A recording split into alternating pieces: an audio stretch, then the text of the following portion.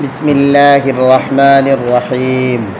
আমাদের পারস্পরিক অনেক সময় বিভিন্ন বিষয় নিয়ে ঝগড়াঝাটি, বাদানুবাদ, তর্ক বিতর্ক হয়। তো এই বিষয়ে হাদিস শরীফের মধ্যে আল্লাহর রসুল সাল্লাল্লাহু আলাইহি ওয়াসাল্লাম এই তর্ক বিতর্ক, বাদানুবাদ, ঝগড়া বিবাদ ইত্যাদির ক্ষেত্রে আমাদের করণীয় কি, বা আমরা যদি আগে থেমে যাই তাহলে আমাদের ক্ষতি হবে না লাভ হবে, এই বিষয়টি রসুল সাল্লাল্লাহু আলাইহি ওয়াসাল্লাম বলছেন। আন আনাস রাদিয়াল্লাহু তাআলা আনহু قال قال رسول الله صلى الله عليه وسلم من ترك الكذب وهو باطل بني له في ربض الجنة। যেই ব্যক্তি মিথ্যা পরিত্যাগ করবে আর সে বাতিল অবস্থায় রয়েছে, সে নিজে মিথ্যা বলছে আবার সে বাতিল, অর্থাৎ সে নিজে তর্ক করছে মিথ্যার উপর, বাতিলের উপর, আবার মিথ্যা বলে সে বিজয় লাভ করতে চাচ্ছে। যদি সে বুঝে ফেলে যে আমি মিথ্যা বলছি, এরপরে সে যদি থেমে যায়, বুনিয়া লাহু ফি রাবাদিল জান্নাহ, তাহলে জান্নাতের আঙ্গিনায় তাকে আল্লাহ তাআলা একটি বিল্ডিং বানিয়ে দেবেন।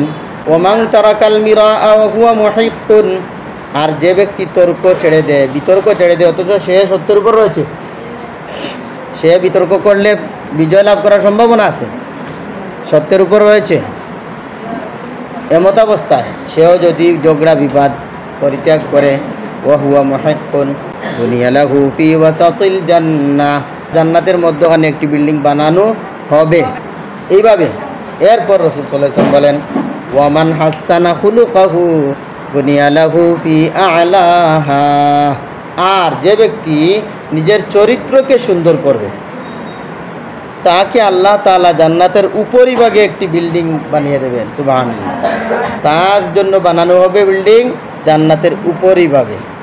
তে কোনো মানুষের সাথে বিতর্ক ছেড়ে দেওয়া চারিত্রিক পরিশুদ্ধতার ব্যাপার।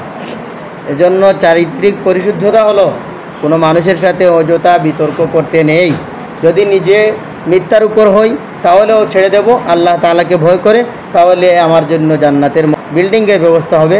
আর যদি আমি সত্যের উপর থাকি, বিজয় লাভ করার সম্ভাবনাও রয়েছে, তবুও তর্ক বিতর্ক ছেড়ে দেওয়ার উদ্দেশ্যে আমি চুপ হয়ে গেলাম, তাহলে জান্নাতের মধ্যখানে আমার জন্য একটি বিল্ডিং বানানো হবে। ওমান হাসানা খুলুকাহু, আর যেই ব্যক্তি তার চরিত্রকে সুন্দর করলো, অর্থাৎ কোনো মানুষের সাথে ঝগড়ায় গেল না, ফাসাদে গেল না, বিতর্কে গেল না, গীবতে গেল না, অন্য মানুষের ক্ষতি করতে চেষ্টা করলো না, লেখালেখি করলো না, কথা বললো না, তাহলে আল্লাহ তাআলা তার জন্য জান্নাতের উপরিভাগে যে বিল্ডিং বানানোর ব্যবস্থা করবেন, তার জন্য বিল্ডিং জান্নাতের উপরিভাগে বানানো হবে। সুবহানাল্লাহ। তিরমিজি শরীফের রিওয়ায়াত।